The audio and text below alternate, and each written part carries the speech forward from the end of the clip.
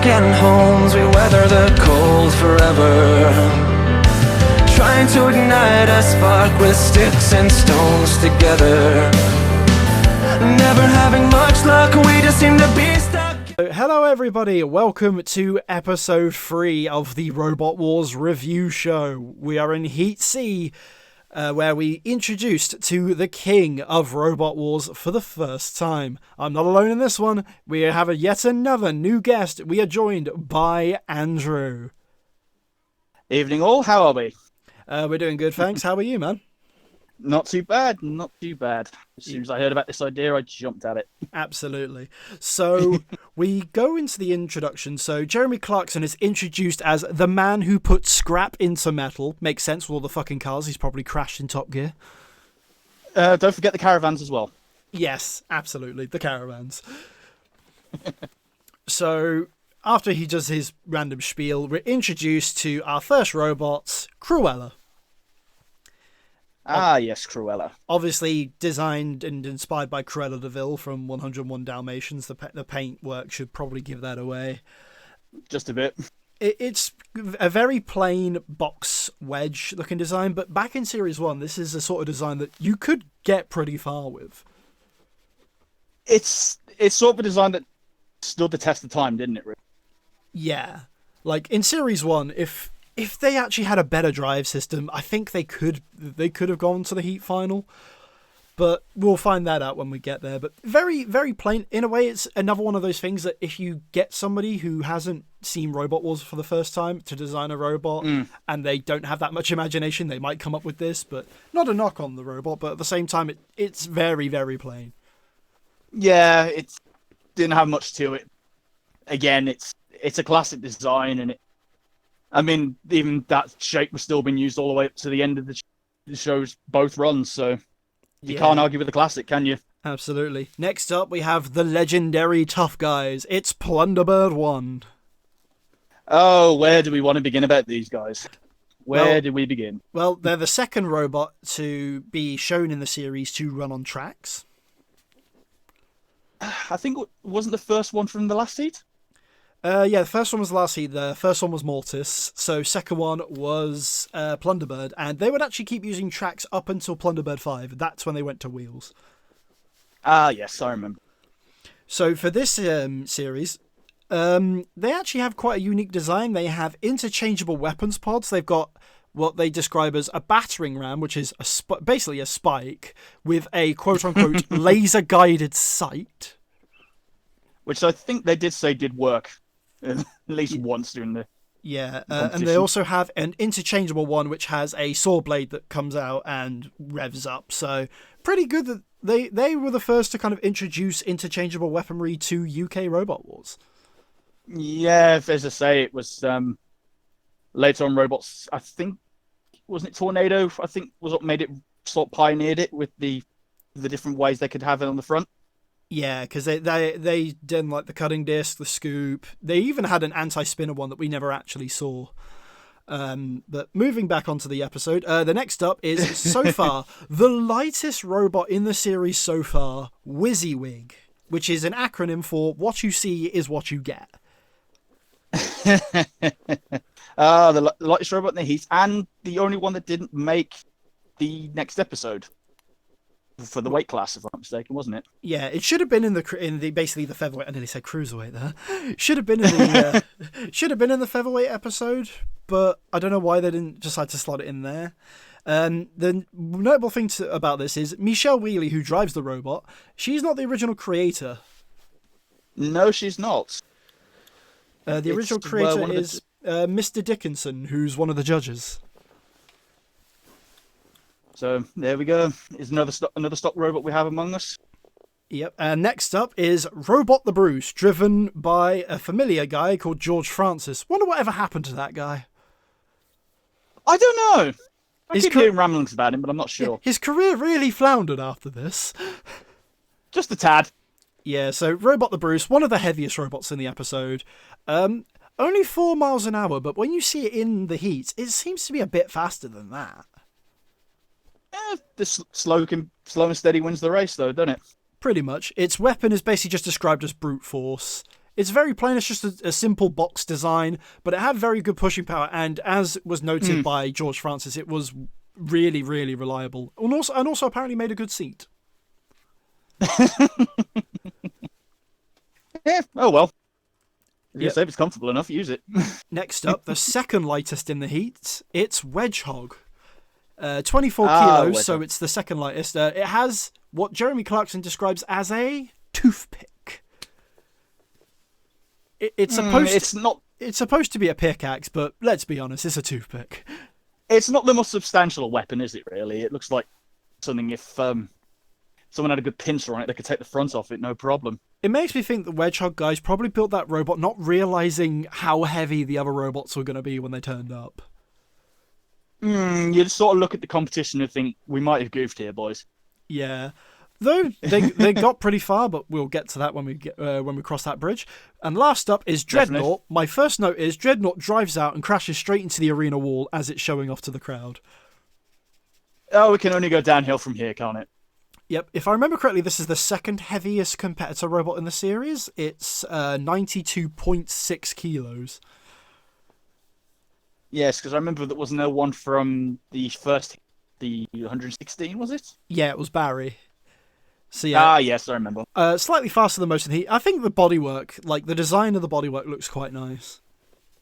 Definitely. Or as JP says in the episode, looks like a big slug. Not the worst thing we could have said about it. Yeah. And now we move on to the Gauntlet Run. So Cruella is the first to step up. Yeah.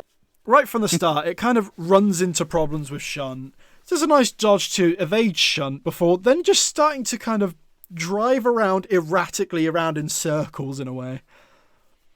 Well, I believe Martin Smith did say at least several times that controlling this thing was a bit of a pain in the backside. Yeah, but like the way it's steered and all that, when I look at it, it just makes me think this is what happens when you feed a toddler Red Bull. Okay. I think the one thing there's a wonderful image for everybody. The one thing that I note is Martin Smith even says excellent driving, and my first note on that is, are you sure? Were you watching the same room we were watching? Yeah. I never realised how posh Martin Smith sounds though. So, bit of an upper class name. So next up we have Dreadnought. So Dreadnought comes out. Gets past Shunt, gets hassled by Dead Metal and all the other house robots, but it holds its own, manages to make it to the end zone, and clears the course. Also, by the way, Cruella did 10.15 meters, so in pretty much any episode of Robot Wars that had the Gauntlet Run, that's 10 meters is guaranteed you're safe. Yeah, anything in the double digits do it, normally. Yeah, Dreadnought also were marked safe because they made it to the end zone, and pretty good drive, but however...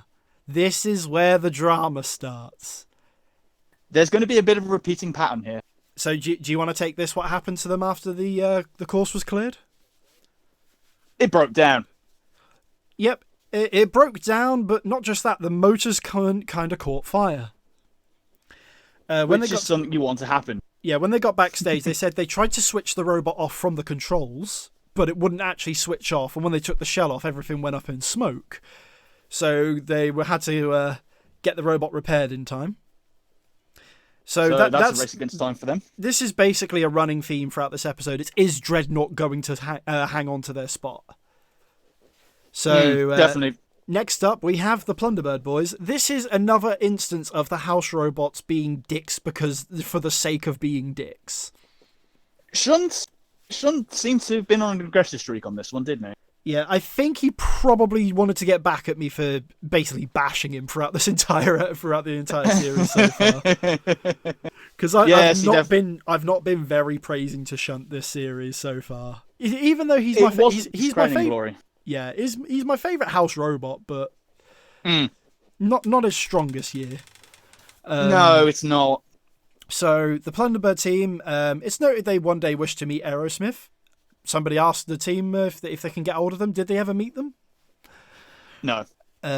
So they try to cut past Shunt because they try to get through the gap between the grill and Shunt to get through the house robot section of the gauntlet. But Shunt is having none of it, shunts them onto the grill. So they're trapped between the pyramids, the grill, and Shunt. And Shunt just taps away with his axe a couple of times. 4.81 meters. You know how we mentioned a toothpick earlier with Wedge Hog? Seems like Shunt added one as well in this series, didn't he? Pretty much. Shunt is Wedge Hog's father, confirmed. Separated at birth. However, Philippa asks Mike Onslow, the team captain, about the situation with Dreadnought, and they say that they don't really want to go through, and they don't want to win through somebody else's misfortune. That was Plunderbird. Yeah, that's what I was saying about Plunderbird. They're saying about about the Dreadnought thing. So if Dreadnought weren't repaired in time, they'd be back in. Yes, because they would have had to retire. Yeah, but Mike Onslow says fair play to him for saying for being sporting and saying I don't want to go through just because somebody else's robot broke down. That's not fair on them. So fair play to him on that one. They always were genuinely nice guys. Very sportsmen were the Plunderbird. Yeah, the Plunderbird boys. The tough guy. The tough guy thing was just an act, really. Yeah, they were very nice on the inside. Very nice. However, until we find out what the Dreadnought report is later on, until then, it looks like the only time we'll get a Plunder Storm is next year. So we get the Dreadnought reports where they've been given the announcement of Dreadnoughts might be ruled out if they can't be repaired in time. So they start work. Like madmen. Yep. So next up is WYSIWYG. Charged out, gets beached on the ramp. Shunt goes to kind of give them a hand or go to attack them, but also gets stuck on the ramp. Shunt, what are you doing this episode? And then Dead Metal accidentally frees WYSIWYG, and then they frantically kind of whiz around, almost to their name, WYSIWYG, until the buzzer sounds, and they only cover 5.55 meters, but it is just enough to get past Plunderbird in the rankings. Yeah, unfortunately, when she was going down the maze, I think she hit some of the barricades at least twice. Yeah, on the way through, so that's why she didn't I really get that wonder. far, I wonder if Eric Dickinson was in the on the judges thing. He was just face palming the whole time. Makes you wonder. So next up, we have Wedge Hog taking on the Gauntlet. Decides to take the maze. It actually was one of the few robots that does really good going through the maze. There was only two that actually went that route in this episode. Yeah, so they pass the maze, they get around the screws, but the floor spikes inches away from the end. They get stuck on them, and they're not able to make it to the end. It was a good run, though. 13.23 meters. So that's basically the closest to the end zone you can get without actually touching the end zone. Definitely. Yeah. So another good run. Yep, so the Dreadnought report number 2. The team are frantically repairing the wires as Philippa banters with the Plunderbird team about secretly you got to be hoping for something. And he says, secretly we hope for a lot of things, but we couldn't tell you that. With the sternest look on his face. Yep. So finally, Robot the Bruce takes it on, comes out to kind of face Shunt, gets past Shunt, bumps into Dead Metal. Shunt goes for an axe hit, but again, doesn't really do much to Robot the Bruce. And then Robot the Bruce outpushes Dead Metal to get to the end, completing the course. Very well done. Definitely. Good driving. And so far, every single episode now has had at least one robot clear the gauntlet. It's the driving skill and the timing. Absolutely. If you can get that right. So the final part of the gauntlet section, the Dreadnought Report finale. Good news, they got the robot back up and running once more. However, so they can live to fight another day. However, it's not without their sacrifices, as they had to remove the motor they used for the forklift, and they have to use it as a drive motor now. So they were a bit not as offensive as they'd like to. Yeah, they basically became a more defensive robot. It's got the weight for it, though, hasn't it? Absolutely. So Plunderbird is eliminated, and next we move on to the trials. So now, the trial for this episode is football. The way this works is... A beautiful game. Absolutely. The way this works is Dead Metal is the goalkeeper, and you just have to score a goal to go through. So the last one who hasn't scored a goal is basically given a red card. They'll be sent off. Absolutely. Permanently. So The robots in this trial have some modifications for this one. Notably, Wedge Hog and Robot the Bruce have some modifications for this trial. Yes, they put panels on each side, didn't they, just to help direct the ball. Yeah, I was always wondering... What's a common theme? If Wedge Hog's axe could actually get through something, imagine if they could, like, clamp onto the ball and just keep it stuck on the axe and then just drive to the end zone. That's an interesting thought. I'm surprised no one tried that with an axe robot myself. If there's ever a Robots Live or an Extreme Robots live event, and you've got a football going on and you're an axe robot, give that a try. Tell me how it works. And then just send the complaints to him when it doesn't. Yeah. So the first attack is Dreadnought gets kind of like the first attack, starts going forward with the ball, like moving the ball forwards. You can see Dreadnought's moving quite smoothly, so it's working okay. It does seem a bit slower because probably the motors and all that. Wedge Hog gets a shot on target, but Dead Metal manages to turn and get a good save in. However, he leaves the goal completely open for Robot the Bruce to drive in and basically get an easy tap in. I've seen worse goalkeeping from certain Premier League keepers, but we'll keep that to ourselves. Loris Karius!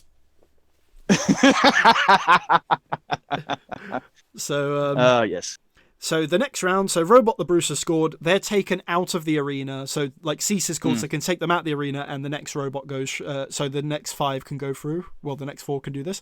So But they start from where they finished. Yeah. So this round of before the next goal is very tackle heavy. If you want to use tackling in quotation marks. Definitely. So during this, Dreadnought is accused of goal hanging by Jonathan Pierce.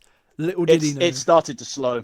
It started to slow during the fight, during the during this round. It's not dead in the water yet, but it is still kind of moving. It's on the way there. Yeah, and during this, Wedge Hog goes for an attack. The ball kind of bounces away. Dead Metal scores an own goal. However, since Wedge Hog got the last touch, it's counted as Wedge Hog's goal. So basically, Wedge Hog pulled a Harry Kane. Pretty much. So we get down to 3 left. So it's Wizzywig, Dreadnought, and Cruella left. Dreadnought is now completely dead in the water here. Which, again, is a bit of a recurring theme. Pretty much. Wizzywig's driving about like a madman, attacks Dead Metal before crashing into the post, and Cruella kind of gets an easy tap in to get a goal in there. So then we go down to the final 2, but we're then informed that both robots had broken down and it has gone to the judges. I wonder where this will go. So the judges rule that since none of them can score, whoever got the most touches of the ball is declared the winner. So the judges declare that Dreadnought got the most touches of the ball and is going through. However, it's a bit of a harsh way to go out. However, 2 things to note. Wizzywig, again, is a stock robot to make up the numbers. So they weren't allowed to progress past the trials.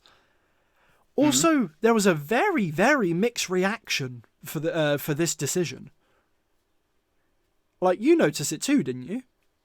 Yeah, everyone's saying, how is Dreadnought getting through by the skin of their teeth every single time? Yeah, because you can even hear the audience. Some of them are cheering, some are booing.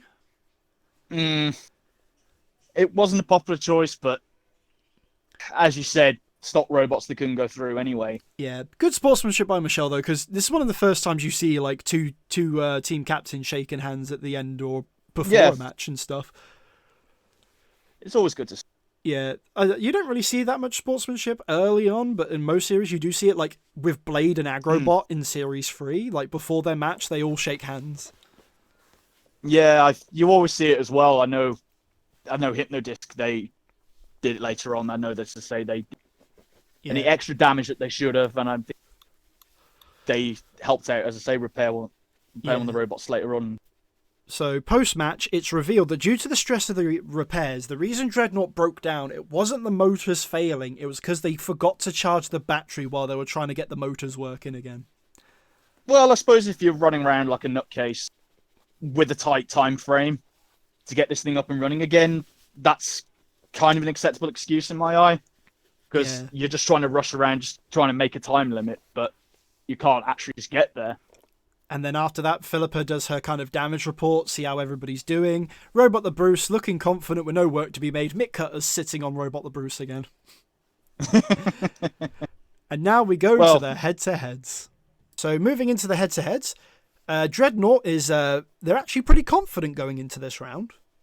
Because they've said that they finally fixed their teething troubles and they're all good to go. So everything's running. But for how long? Yeah, pretty much. That's the question. Will the motors last? Oh, what do you want to say? Again, it's the recurring theme for this whole episode. Pretty much. Will the thing lasted long enough? It is a good bit of drama. Like, despite despite everything, they're kind of the underdogs. Despite every misfortune being thrown at them, they're still somehow clinging on. So, they say they don't want to come up against Robot the Bruce. They find out, however, they're fighting Wedge Hog, and they joke that they'll be lucky that they themselves will last the full 5 minutes. Do you blame them for not wanting Robot the Bruce, honestly? Pretty much. I think Robot the Bruce, in terms of pushing power, is the one robot you don't want to get into a pushing match with in the first series. No, you'll end up in the pit. Pretty much. So Robot the Bruce team are very confident of a win against all the opponents, actually. They say that we could probably beat them all. So the Cruella team, however, they're worried about the match against Robot the Bruce, and the Robot the Bruce team even say that they think this will be an easy win. We'll see what happens. Yep, and we go to that match now. So it's Robot the Bruce versus Cruella. So Cruella, I've noticed during this fight, gets some really good wedging opportunities in there.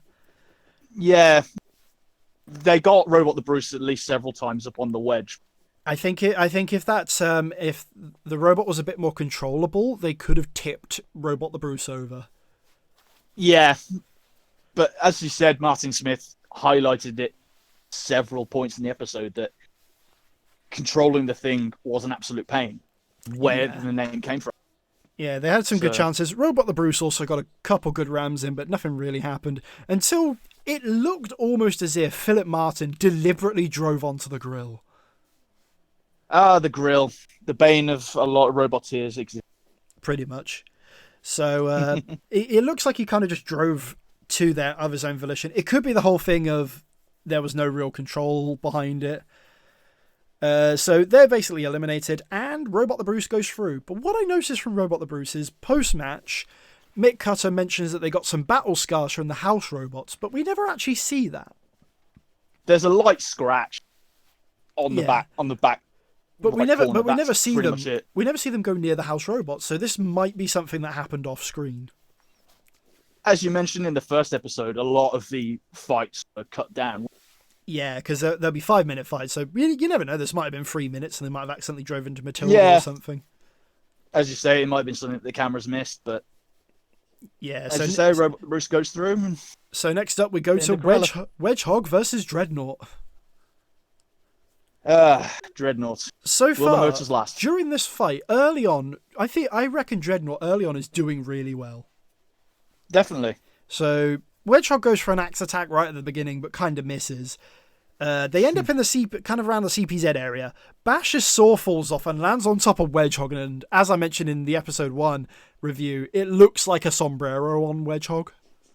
Yeah, the saw wasn't exactly the most robust, was it? Yeah, this was the year that Bash's saw was basically just like the ones you use on like angle grinding and stuff like that. It's not meant for like cutting other robots up. It was pretty much there for show, though, wasn't it? Because you'll see what will happen to it when it goes up against Elvis. So during this, Dreadnought gets a very good drive on Wedge Hog, goes towards the grill. So imagine if Dreadnought managed to do this victory before the motors packed in. They knew they were on a time limit, though, so they had to get it done as soon as possible. Because we could have ended up with Robot the Bruce versus Dreadnought for the Heat final here. No offense if that was the case, that could have been. It couldn't have been any worse as what we're going to come up to. But we'll see. What I've noticed is, again, house robots being dicks, they come out for no reason into the middle of the battle and kind of get involved with Dreadnought and Wedge Hog. And then Dreadnought starts smoking and the engine eventually goes. Again, the recurring theme of the episode. Yep, Wedge Hog gets the win. However, the Dreadnought team don't seem too displeased with their defeat. They seem quite okay with it. Well, to be fair, having to repair the thing after the Gauntlet, to repair it pretty much after the trial, and to even get this far with the amount of repairs they had to do, you've got to be pleased with that. Yeah, take the hat off to them. They never actually gave up on the robot. They at least kept trying. No, they were very persistent. You've got to give them that. Yeah, they even say they were happy they got that far, and they tried, but oh well. So we move on to the heat final. Robot the Bruce versus Wedge Hog. And the deadly toothpick. Is there really much to say about this? Because Wedge Hog, at first, they're nervous going into the fight due to the weight difference. They're basically hoping that Robot the Bruce will ride up the wedge and kind of tip itself over. George says even George, even though he's got the advantage, he says he's quite nervous about the fight. He's always had that humility about him. Pretty much. He never was cocky. Yeah, he'd have a few cocky moments, but more he's just being playful with it. He's not like being a dick. No, he was genuinely one of the nicer robots. Absolutely. So the fight starts. It's a bit of a slow start, it's a bit of a slow dance around each other. Robot the Bruce then gets to the side with a nice drive, instantly pins Wedge Hog on the grill. Pretty much the fight's over. Wedge Hog fires the toothpick in vain. That couldn't get free. And then the house robots gang up on Wedge Hog. Matilda gets a really good chainsaw shot right through Wedge Hog's armor. Like if Matilda sliced any harder, then I feel like she could have gone through the entire chassis. Possibly. Surprised she didn't go for the toothpick. Yeah, during all this as well, Robot the Bruce kind of gets into a scuffle with Shunt. Like, the axe doesn't come down, I don't think, but I know that those two get into a bit of a pushing fight. That would have been a good sumo match I would have liked to see. Yeah, though with Shunt's wedges, it might have beat him. So, it would have been something interesting. So, Robot the Bruce is declared winner by knockout. In the equal 19th shortest fight in the whole series. Pretty much. So that was Heat C. Heat C kind of is one of those episodes that it's not exciting, other than the Dreadnought thing, it's not that exciting, but goes by really fast. Yeah. It's, as I say, it's halfway point in the series now. It's starting to get a bit more of a clearer picture of who's doing what. And okay, so we'll go through our wrap-up stuff. So who was your favourite robot of the episode, and who was your least favourite robot of the episode? Favourite robot, I know I'm going to sound boring saying this, but it has to be Robot the Bruce, in my eyes. Pretty much. Didn't really put a foot wrong the entire episode. It's simple. I just like the fact that it was just simple but effective in what it could do. Also it was incredibly reliable as well. George Francis even mentions he never really had to make any repairs to it. Well, if you build it right, you're not going to have any problems with it, are you? So absolutely. Who is your least favourite robot of this episode? As much as it pains me to say it, I'll have to say Plunderbird, because just going out that limply in the Gauntlet. I would agree as well, though in a way it was not really their fault. They were pretty much stuck in a rock and a hard place. No, I'll agree, yeah. My favourite robot of this episode, this might sound controversial, but my favourite was Dreadnought. Even though it broke down 3 times. Pretty much, but it was the first kind of episode to have a kind of, in a way, a storyline going through it. This isn't just these guys trying to do a competition. There's a story there. Yeah, with them, can they get it fixed on time? Can they actually go out for the next round? Yeah, so I see where you're coming from that. Okay, best Gauntlet Run. Again, I'll have to say Robot the Bruce. Really. Pretty much. All right, it wasn't. Oh, you're saying? It wasn't the fastest. It wasn't the fastest. It wasn't the flashiest, but it got the job done and stood up to Shunt and Dead Metal. So. Yeah, I'll agree. You can't really argue with that. Robot the Bruce gets the best Gauntlet Run. Honourable mention to Wedge Hog. They actually did really well during this. Yeah, definitely, especially with the the trickier handling part that is the maze anyway. So. All right, in trials, who got the best goal? In a way, all the goals in the football trial were a bit sloppy, but again, I've got to give it probably got to give it to Robot the Bruce. Yeah, it's not the event you'd expect it to do well at because of the slow speed, but again, it's the effectiveness and the reliability that's it through. Okay, and at the end of the day, last of all, the best match of the episode.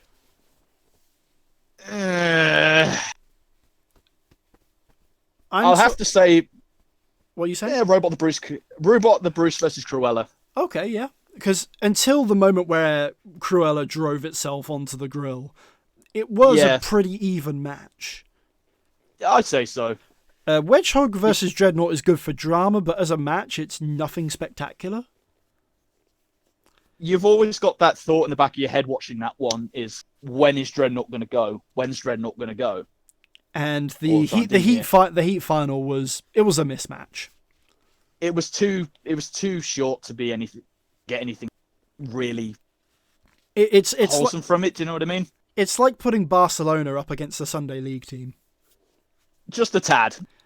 But yeah, so Robot the Bruce versus Cruella, I'd say, is the best fight of the episode as well. Yeah, definitely. So that wraps up Heat C. Join us next time when we go to Heat D for what is essentially known as the Featherweight Championships, where we meet a robot that can go 40 miles an hour, one that almost drives itself out of the arena, and Adam Clark's fantastic beard. We'll see you next time. Goodbye.